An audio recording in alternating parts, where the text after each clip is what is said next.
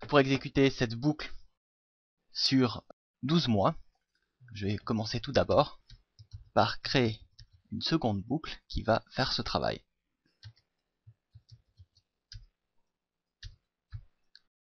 For mois égale 1 à 12 et next. Pour déplacer tout ça vers la droite, vous le sélectionnez et tab. Ça déplace toute la sélection en même temps. Maintenant, mois est défini ici. Donc on n'a plus besoin de ça. Un premier problème se pose, c'est le nombre de jours. Comme c'est un problème courant, j'ai ajouté une astuce sur le site excelpratique.com. Vous la trouvez dans cours VBA, astuces VBA. Vous avez toute une série d'astuces et c'est la première. Grâce à cette formule, vous allez pouvoir connaître facilement le dernier jour du mois. Donc la formule qui nous intéresse est ici. Juste au-dessous, vous avez la même formule, mais décortiquée et commentée. Donc si c'est quelque chose que vous n'avez jamais vu, je vous invite à prendre connaissance de tout ça. J'ai maintenant copié cette formule et je vais la coller dans la boucle mois,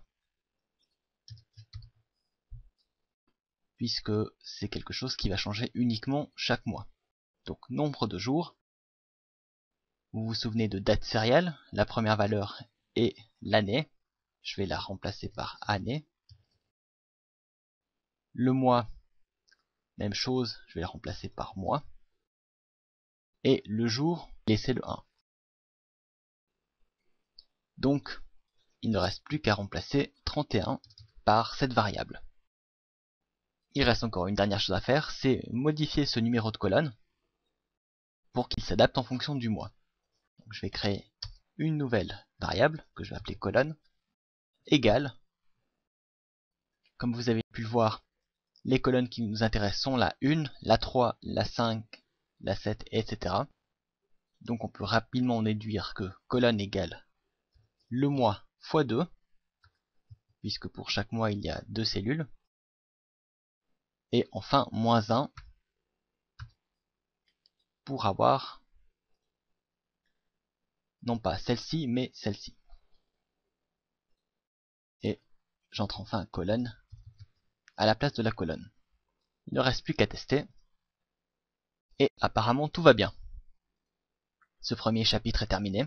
À la page suivante, nous allons mettre en forme le calendrier.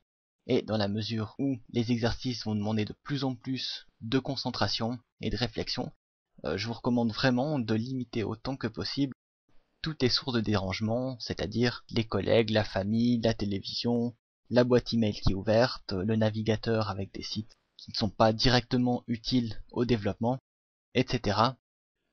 Toutes ces sources de distraction vous mettent vraiment des bâtons dans les roues et je vous recommande de faire l'effort pendant cette formation de limiter autant que possible toutes ces sources de distraction. Je suis persuadé que si vous faites cet effort, vous allez vraiment sentir une différence.